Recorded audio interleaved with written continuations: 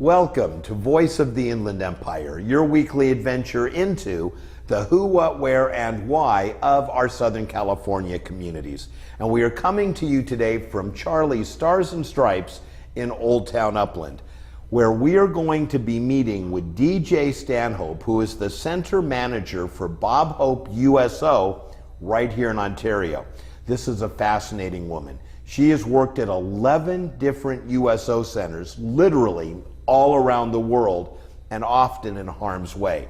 We're going to learn not only about how USO started, but more importantly, what it's become and what it's doing today to support our troops. It's going to be a fascinating conversation, one you will not want to miss. So don't go away. We will be right back. Hi, I'm Ron Stark, known as the voice of the Inland Empire. We've been on the air for almost 20 years, interviewing and discussing important people, places, and things in the IE. Our show was recently covered by Inland Empire magazine.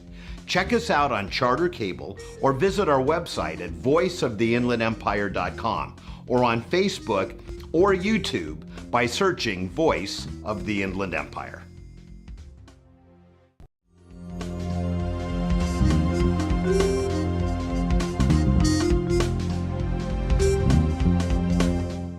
It is that time of the show when we say hello to today's guest, and we have a guest with a topic that truly just warms me from the inside out. We are joined by DJ Stanhope, who is the center manager for Bob Hope USO Ontario. And DJ, we were talking prior. I think there probably isn't a person in this country that doesn't have a sense of what the USO is, or at least how it started. Right. We see the images of the celebrities entertaining the troops, but the USO has really come a long way from that to what it is and does today. But you mentioned that you've been at 11 centers, literally around the world, internationally. Yes. So you are our expert right here in Ontario. So give us a little bit of the history, what it was and what it's become and how it's gotten there. Well, USOs around the world have always pretty much executed the same thing. I mean, our goal is we want to lift spirits, we want to connect troops and families to home, we want to support, offer morale activities. Part of that was the celebrity entertainment, which is so famous with Bob Hope and other people who performed, and of course now very famous Lieutenant Dan Band, Gary Sinise goes around and performs, and still that's a big part of USO, especially overseas, in terms of the public awareness. But locally, what we really try to do is to support a lot of troop movements. We actually are chartered by Congress. That's an unusual designation for a nonprofit, but Congress signed us into law and chartered us in 1941 because it was in the interest of the US government to assist with troop movements. So they have made it possible for American citizens to really demonstrate their esteem and affection for the troops right from the front. So define, because I get what you're saying, that the spotlight for USO has always been on the entertainment. But what do you mean by troop movement? I thought the government moved our troops around. They do actually, but if you consider that when you're traveling, all the little niceties, the comforts that are helpful, if you're a red carpet lounge member or a VIP member, you get to go into a lounge. Well, our troops sometimes travel a very long way. They don't have, and not terribly comfortably, I'm guessing. Typically, they're on the cheap, right? So they're in the cheap seats. You don't see a lot of them in first class unless someone gives up a seat. Right, but so what we are able to do with the assistance in many places of airport authority, there'll be even, in some places it'll even be attached to train stations or docks where ships dock. There'll be Liberty Centers or there'll be airport centers. And at those locations, we assist with everything from connectivity. They need to get their orders. They're coming, they're getting ready to travel. They need to get their orders. And that will actually flow through that USO center. Well, actually, what we provide is connectivity. So we have computers with printers. We have all kinds of Wi-Fi. We have telephones so they can call home. We, of course, are well integrated with the local command. So if a young 18-year-old has lost something critical, we know who to reach out to at the base to assist that troop so that just to make that movement go more smoothly. In the same vein, our troops who have families are often trying to move those families from here to Korea. And we can be the place where the mom with the exhausted children can come. In some of our locations, for instance mine at Ontario, we have a sleeping room. We have a full service canteen where we cook warm meals. We have a 50-seat theater where folks can relax and watch a movie. Oh, really? Right there? Yes. Because you guys are at the old Ontario airport, right? Well, at the Ontario airport, at the old terminal. The old terminal, right. Which made it, because they moved so much of the actual activity to the other terminals, gave us a lot of space. And we were able to design this USO. Many USOs are they're opportunistic in the sense of, oh, here's an empty lounge. The exciting thing about the Ontario USO is that that was actually created for a USO. So, and then I'm guessing you worked with LAWA, who at the time had ownership, and they just kind of gave it to USO for you guys to use? Right, and that's common throughout the country. I don't have an exact number. There might be 40-something airport USOs around the country. And they just vary in scope and in the complexity depending on what they do. So some USOs might be the location of muster for a specific base where they send out orders and say, you will report to the USO. And our volunteers are trained to help get them where they need to go. Because you think about, I mean, there's obviously people that have been in the military for years and just have it down pat. But then you've also got those like my son, who's brand new. He's about to do his first deployment. And I bet you it would be nice to know that wherever he's going, you know, there's going to be people that if he's not 100% sure, can kind of guide him through what needs to happen. That's exactly right. I mean, and it's a labor of love for the volunteers, many of whom are retirees and are military retirees or, you know, grandmotherly types who just are happy to have an opportunity to assist somebody who's serving our country. We think that's a really important mission. And most of these people are volunteer. How many volunteers did you say you're working with? Well, in my Ontario operation, which of course serves several outlying bases, we do activities on those bases as well. We have about 200 volunteers, but throughout our region, and that's everywhere, including the LAX, MEP Center in Los Angeles, the Orange County USO at John Wayne Airport, mine, and then Palm Springs, is something like 750 volunteers. So if someone is watching this, if they go, excuse me, what a great cause, and they want to volunteer, can they do that, and how? They can. They can go to our website, www.bobhopeuso.org, and follow the instructions there for signing up, registering as a USO volunteer, and they can choose what center they'd be interested in supporting. Awesome. Well, we're going to take a break, and when we come back, I want to talk about some of the things the volunteers can do and get into a lot more detail about not just the movement, but all of the things that your and the other USOs have to offer. Terrific. So don't go away. The best part of this conversation is yet to come. Hi, I'm Ron Stark, known by many as the voice of the Inland Empire, but I also own one of the fastest growing, most creative ad agencies in the region, Voice Marketing. Check us out online. We work with clients ranging from the county of San Bernardino to the star of the hit TV show Hoarders. We specialize in both business to business and business to consumer marketing. If you'd like more customers, call or email me personally, and let's talk. We are back and coming to you from one of my favorite places in the world, Charlie's Stars and Stripes in Old Town Upland, where they have food specials almost every night of the week, events going on, and most weekends, Fridays and Saturdays, you'll find live music. That's one of my favorites. In fact, many nights you'll find me at the bar having dinner and a drink. And if you do, come by and say hello. We are joined today, we've been chatting with DJ Stanhope, who is the center manager for Bob Hope USO right here in Ontario. But you've literally served with USO all over the world. Right. Yes. What are some of the locations you've been in? Oh my goodness. Started my career in Korea. I was on the DMZ then. At that time, that was the USO closest to a front. Wow. It was in the 90s.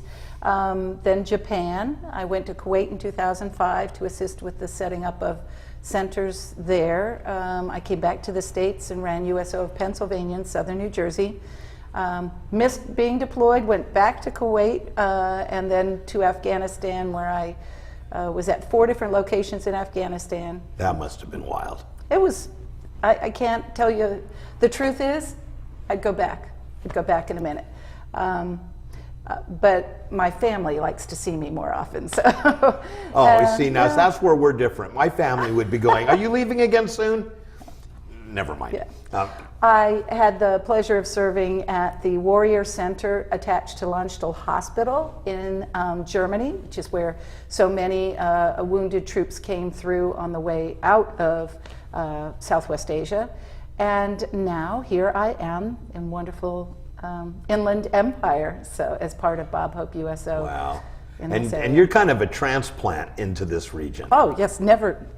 I set my little GPS and I drove right out here from the East Coast, so it was fun. Well, welcome. Actually, the 909 is not nearly as bad as some people make it out to be. I love living here. So in the last segment, you mentioned MEPS. And I'm not sure everybody understands what that is. But what I will say is USO is with our troops literally the whole time that they're involved. And MEPS in LA is the Military Enlistment Processing Center, I think. My son went through MEPS in San Diego, I think. That's it. Station, that's the S. Yes, and that really is the very moment, you know, where they're in processing. They're learning what they need to do. They're managing all of that, millions of bits of paperwork and all. And so for them to have a USO there is a terrific introduction to getting used to looking for that sign, this famous logo, which is a beacon for many of them all over. I can tell you, many troops come in and say, I always look for the USO. Where's the USO locally? Wow. Yeah. That's amazing. Now, we talked in the first segment that most people think of USO as just entertainment based. That's right.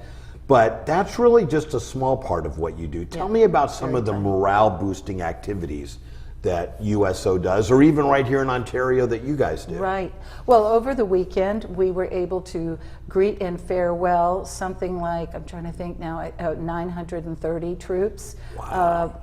With 4 flights that were going in and out to deployments in various places. We assist as they are going in. For example, many of the National Guards now and reservists come through here. You know, we have the National Training Center and up at Fort Irwin, and USO is there to assist them. We feed them. We let them relax a little bit. We help get them caught up with whatever they need, the paperwork or whatever. We put them in touch with the right people. But mostly we are just a great, comfortable place, people for them to talk to. And then, of course, we, as you were saying, you know, it's from the beginning to the end, and sometimes, sadly, what we provide is comfort for families of the fallen when troops are returned with honors through our locations. We have programs where certain volunteers have been trained and vetted and offer those services to the family. We get a call, command says we've got so and so. So we become a location where the family can step aside. When recently we lost a troop who was in the Las Vegas massacre, we were contacted because the family was trying to avoid the media. And one of our roles was to have a place where all those folks could gather, and then we had hundreds of troops and civilians lining the road to render honors as they went out. So it's an honor to get to do that sort of thing. It sounds like it. And if someone's watching this and they say, I want to get involved, Oh yeah. how can they do that?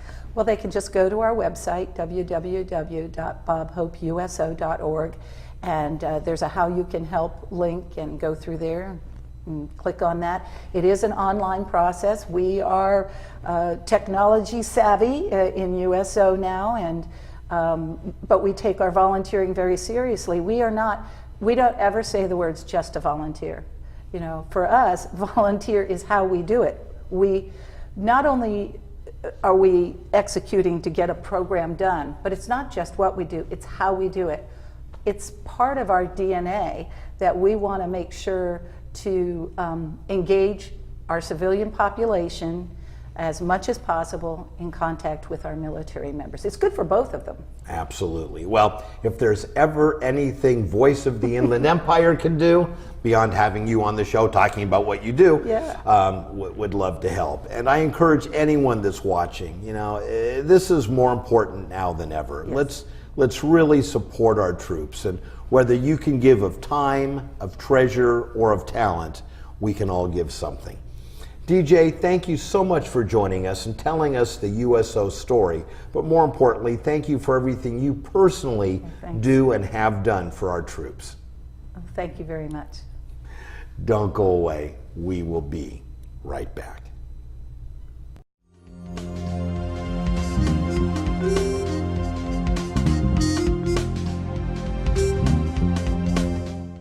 Hi, I'm Ron Stark. I own one of the fastest growing, most creative ad agencies in the region, Voice Marketing. Check us out online at voicemktg.com. We work with clients ranging from the county of San Bernardino to the star of the hit TV show Hoarders. Call or email me personally at the phone number or email address below, and check out my TV show, Voice of the Inland Empire, on Charter Cable and online. The San Bernardino County Regional Park segments continue. Today, we are at Big Morongo Canyon Preserve, and this is an amazing place. In fact, Dee Zeller, who is the host here of over 20 years, tells me that this location is probably better known internationally than locally, and primarily for their bird watching. But know for a fact, this is a wildlife preserve, not a park. And it is amazing, and I can't wait to get inside and learn more about it. So let's go in and check out Big Morongo Canyon Preserve. We start our day here at Big Morongo Canyon Preserve at the Kiosk Information Center, and what is really the trailhead for multiple choices of trails. But let's take a look at what we can find here at the Information Center before we begin our trek. Here at the Information Center is a wealth of information about the history and native people, medicinal plants you'll see along the way, the mammals that you'll possibly sight while on the trails of the preserve, information about the trails, my personal favorite, insects that you'll see along the way, or maybe hopefully not, reptiles and amphibians, and what they're best known for is the birds. And certain seasons, I'm told, people flock here by the hundreds, pardon the expression, to see the hummingbirds. And want to support the Big Morongo Basin? There are plenty of ways to do that as well. There are 6 major trails within the trail system, ranging from a little over half a mile, the Marsh Trail, the easiest one, all the way up to the Canyon Trail, which is almost 8.5 miles round trip. The Marsh Trail, the one we will be enjoying today, takes about 15 minutes to walk and is considered easy, whereas the Canyon Trail is estimated to take 5 hours to walk and considered moderate to strenuous.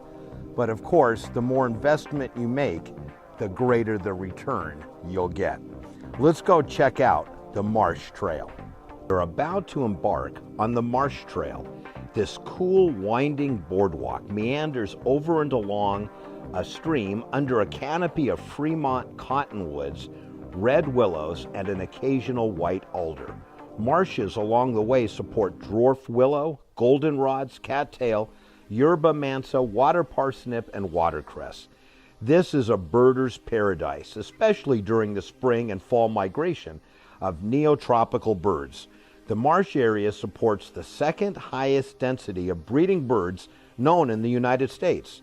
This 6-foot wide boardwalk with edge curbs is made of 60% recycled plastic milk containers and about 40% sawdust. When visiting here at Big Morongo, remember this is a preserve, not a park. Always stay on the trails. This is the starting point of the Marsh Trail, a 0.65 mile walk. Which way should we go first? How about this way? Along the way, we find information about the habitat of the marsh.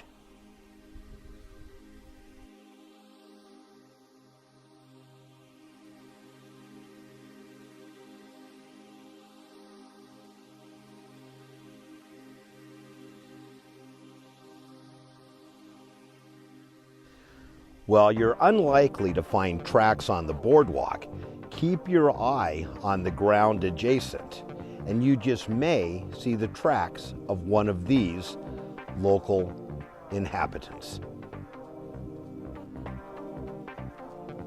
Need a rest or just want to sit and enjoy the beauty of nature? There are plenty of benches along the way.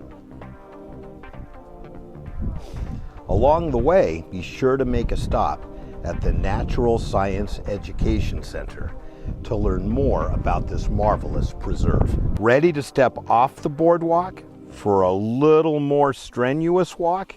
The Mesquite Trail is really only about 15 minutes from this point and is still considered easy. It's about a half mile. The West Canyon Trail is just under a mile and should take you 35 minutes and is considered moderate to difficult. But if you really want to work out, the Canyon Trail at about 8.5 miles will take you roughly 5 hours and is considered moderate to strenuous. We just turned around on the trail for a view of the beautiful scenery behind us. Hi, my name's Meg Foley. I'm the Executive Director of the Friends of the Big Morongo Canyon Preserve, and the Friends provide support to the BLM for education activities, recreation activities, and publications. If you'd like more information or would like to volunteer at the Big Morongo Canyon Preserve, give us a call at 760-363-7190 or visit our website at bigmorongo.org. We are now joined by a very special guest and a gentleman that I am honored to be able to call friend, David Moore, who is the owner and proprietor here at Charlie's Stars and Stripes. And David, first I want to say thank you for allowing us to shoot the show here every month. We love your venue. And you're absolutely welcome, and we're glad that you can be here. And not only that, but I and my girlfriend, we eat here a lot. Yes, I know. You see us. In fact, often you're going, oh gosh, are you back again, Ron? Which is okay. But actually, the real reason that we come here is not only because it's a great ambiance and the people are friendly and the food is good, but you have something going on almost every night of the week. Yes, and so we just wrapped up on Monday Night Football, but Tuesday night is trivia. And Taco Tuesday. And Taco Tuesday, absolutely. People love that one. And so it continues right on through the week, and we get to Friday and Saturday. We have a live band every Friday and Saturday, and every day of the week there's a special that's happening here, whether it's Thursday hamburgers. My favorite is steak night on Wednesdays. Steak night on Wednesday, yes. It's like, we can't even say the price. Let me just say it's ridiculously low. And you get a steak, a baked potato, and salad. Yes, and I want to say the price, but it's really a good price, yes. And it's a good steak. It's not a bad steak. It's a good one. Yeah, no, we love that. And then one of my favorites is Friday night, all the fish and chips you can eat for one yes, price. Absolutely. Or you can have fish a different way, but you can have fish and chips, all you can eat that night. And you can stay and have the band, live music, very enjoyable. It's a great time. Yeah, it's a wonderful venue. And because you're kind of military themed anyway. Absolutely. So we have pictures of the military out there on our walls. We support the military 100%, and we offer a 20% discount for all veterinarians. Oops. Veterans. Veterans. But who knows? They may have retired. They may be veterinarians now. Yes, we do. 20% off of all their food. That is awesome. That's simple.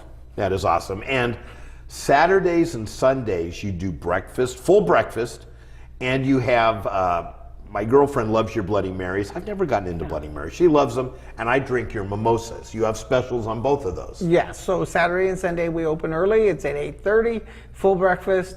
And like you said, Bloody Marys, I just had one this last week, but mimosas is my favorite. And so they're very well priced all the time. Come join us. That is awesome. Now, I want to wrap up by talking about this room that our viewers see us shooting in, every week. The beautiful bar. It's a big, beautiful room, and it's available for events and catering. Yes, this room is our banquet room. It's available. It can be rented or it can be used for just sitting back here and having a party. We have 5 TVs in the back room here. So it's available for anybody that wants to use it. All total here, we have 14 TVs at Charlie's. Wow. So we're very much into sports. Come join us. And if anyone has an event coming up, this is a great venue back here. In fact, how many people can this room seat? We can hold 85 people in this room right here. And that's seated, and Seated, probably yes. more if it's standing at tables. Correct, yes. So, and correct me if I'm wrong, but if they're utilizing your services for food, you charge what for this room? We charge $0. Yeah. $0 for the room. So you're getting great food at what is already a very reasonable price, and you get this room at no additional cost. I think that is amazing. Correct. Well, David, we love Charlie Stars and Stripes. We love that you're so supportive of the community. 20% off for vets. Nothing additional off for veterinarians. Sorry. They're free too. And whatever night of the week you come down, there's always something going on. David, thank you so much for joining us. Absolutely. Thank you very much. Don't go away. We will be right back.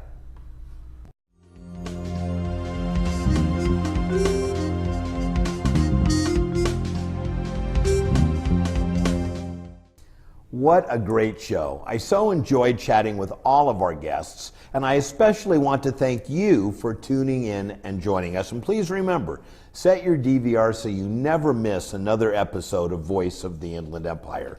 Or check out our website, where you can view our shows 24/7 at voiceoftheinlandempire.com.